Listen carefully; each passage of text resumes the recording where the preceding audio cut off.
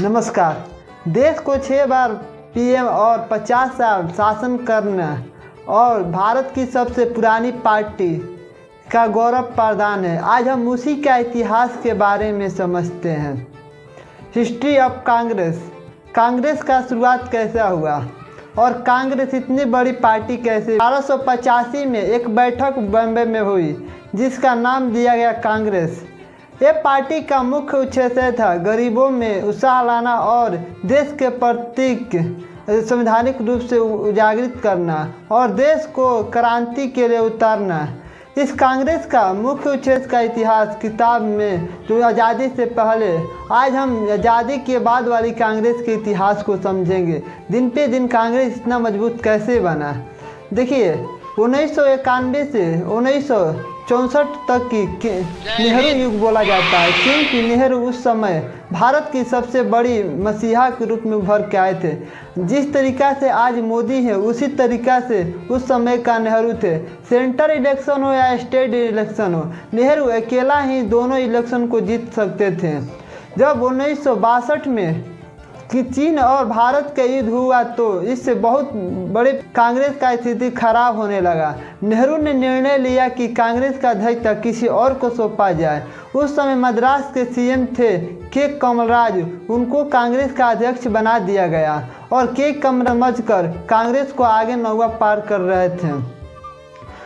1964 में नेहरू की दिल के दौरे पड़ने के कारण मृत्यु हो जाती है। मृत्यु के पश्चात कांग्रेस में बड़ी भूलचाल आ गई, क्योंकि कांग्रेस का कोई ऐसा पीएम कैंडिडेट नहीं दिखाई दे रहा था जो कांग्रेस को आगे बढ़ा सके। लेकिन के कमराज ने कुछ नीति लगाकर उन्होंने जवाहरलाल शास्त्री को पीएम कैंडिडेट बनाया।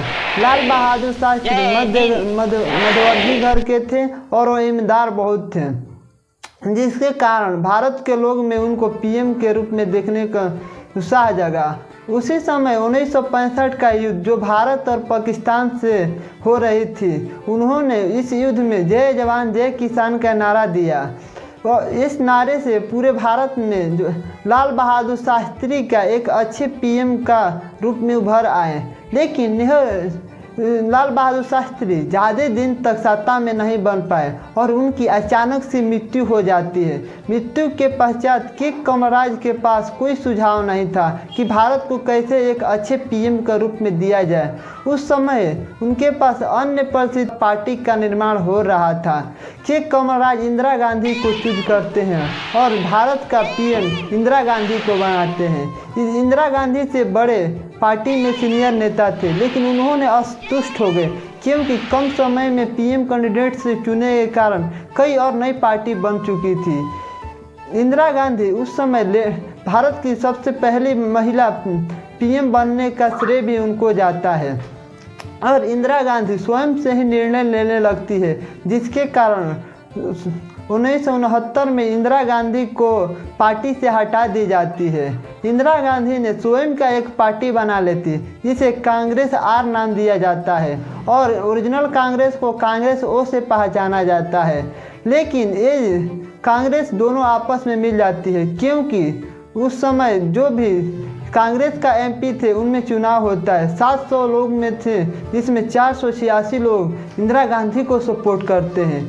इसे सपोर्ट करने के कारण इंदिरा गांधी को ओरिजिनल कांग्रेस मान लिया जाता है और जो ओरिजिनल कांग्रेस था उसमें विलय कर ली जाती है। लेकिन इस परिस्थिति में इंदिरा गांधी ने उस समय उन्होंने एक नारा दिया, गरीबी हटाओ। आगे चल के ये नारा बहुत ही फेमस हुआ और जन जन में इस नारे को बुलंदी मिली और इस नारे को लोग ने बहुत मात्रा में सपोर्ट किए।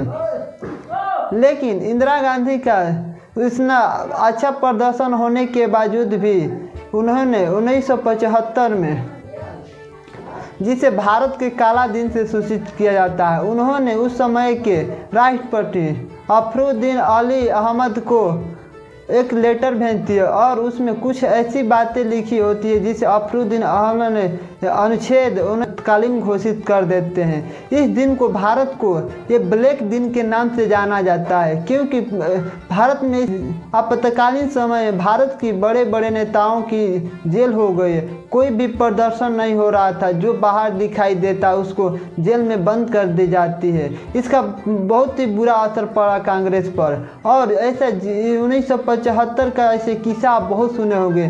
जेपी क्रांति हो, हर स्टेट में अलग लेवल का ही पार्टी बन रही थी, क्योंकि उस समय 21 मंथ का आपातकालीन था और देश में असंतुष्टता की भावना जग चुकी थी कांग्रेस का प्रति। चाहते हुए भी इसमें कुछ नहीं किया जा सकता था। लेकिन ये 72 में आपातकालीन हट जाती है और अलग अलग स्टेट में अलग अलग अपने अपनी पार्टी प्रचार करने की लेवल पे आ जाती है। और उस समय इंदिरा गांधी को बुरी तरीक़ा से हार हो जाती है। उसे अगला इलेक्शन जिसे कांग्रेस आई का पार्टी का स्थापना करती है। आई इसे इंदिरा गांधी को सूचित करता है और इंदिरा गांधी 1980 का इलेक्शन अच्छी तरीक़ा से जीत जाती है। और सबको पता लग जाता है कि 1885 वाली कांग्रेस नहीं है, ये इंदिरा गांधी का कांग्रेस है। यहीं से कांग्रेस का एक नई उम्मीद की उमंग जग जाती है। लेकिन इंदिरा गांधी ज़्यादा समय तक सत्ता में नहीं बन पाई, क्योंकि 1984 में इनको गोली मारकर हत्या कर दी जाती है और इनका कांग्रेस को एक और भी बुरा दिन देखने को मिलता है। अब इस समय उनका बेटा राजीव गांधी ने कांग्रेस को कारोबार संभाला, लेकिन राजीव गांधी ज़्यादा दिन तक ये भी नहीं कांग्रेस को कारोबार संभाल सके। इनका भी 1992 में मृत्यु हो जाती है।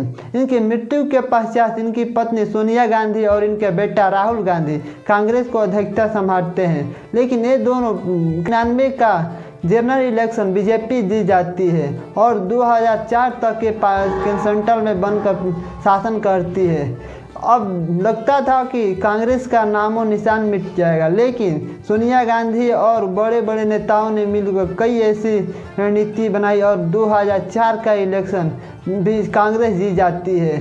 कांग्रेस जीतने के बावजूद भारत में असंतुष्टता की भावना थी, क्योंकि एक अदर देश की महिला कैसे भारत देश की प्रधानमंत्री बनेगी। और सोनिया पब्लिक को मंजूर नहीं था कि सोनिया गांधी भारत की पीएम बने।